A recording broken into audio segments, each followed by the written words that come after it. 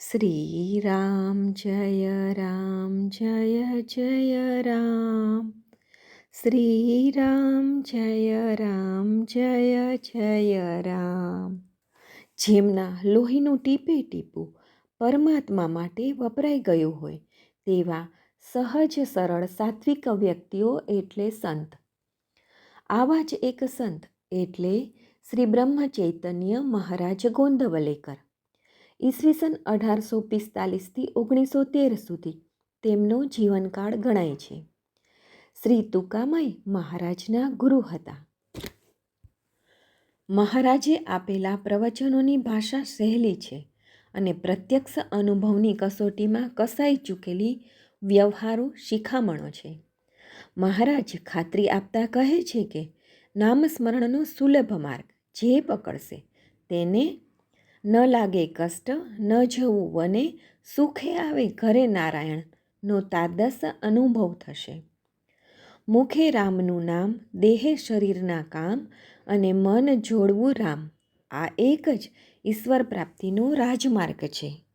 બ્રહ્મ ચૈતન્ય ગોંદવલેકર મહારાજના મરાઠીમાં બોલેલા આ બધા પ્રવચનોનો શ્રી ગોવિંદ સીતારામ ગોખલેએ સંગ્રહ કરી સર્વે પર બહુ મોટો ઉપકાર કર્યો છે.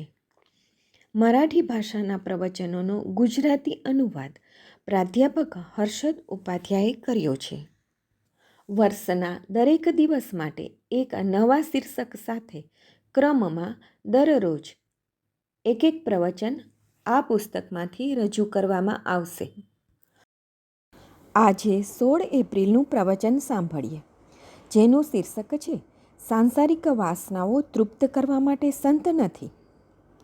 નોકરી જોઈતી હોય તો જે તે આપી શકે તેમ હોય તેની પાસે આપણે જઈએ છીએ, તેમ ભગવાનની ભેટ કરવી હોય તો જ્યાં સંત રહેતા હોય ત્યાં આપણે જઈએ. પરમેશ્વરનું સ્વરૂપ ઓળખવા માટે સંત પાસે જવાની જ જરૂર છે. સંતનું અસ્તિત્વ તેમના દેહમાં નહીં હોતા તેમના વચનમાં હોય છે. સંતોનું ચિત્ત નિર્વિષય હોય છે. રાત્રે બધા સૂઈ જાય પછી જેમ સિપાહી પહેરો ભરે છે તેમ સાધુ સંત આપણી અસાવધાનતા દરમિયાન જાગૃત રહે છે. આપણી પરમાર્થ પ્રત્યેની નિંદ્રામય સ્થિતિમાં તે આપણી વૃત્તિ તપાસે છે. એક બાઈને છોકરું થયું પણ તેને આકડી આવવા લાગી અને તે પારણામાં બાળક હાલ્યા ચાલ્યા વિના પડી રહે. તે બરાબર વધે નહીં, હસે રમે નહીં. બાળકની આવી અવસ્થા જોઈને માને સારું નહીં લાગે. એવું જ સંતોને પણ થાય છે. શિષ્ય કર્યો ખરો પણ સાધનામાં જો તેની પ્રગતિ નહીં થતી હોય તો તેમને દુઃખ થાય છે.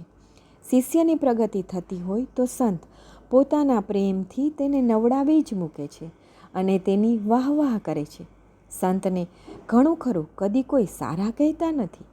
તે એકનું કલ્યાણ કરે તો તેના 10 સગા સંબંધીઓ તેની ટીકા કરે છે.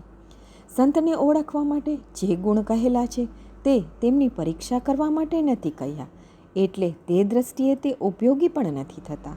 એ ગુણોનું આપણે આચરણ કરીએ એટલા માટે તે કહેલા છે. સંત પાસે રહેનારા લોકોને 3 રીતની ખોટ અને 3 રીતના ફાયદા હોય છે.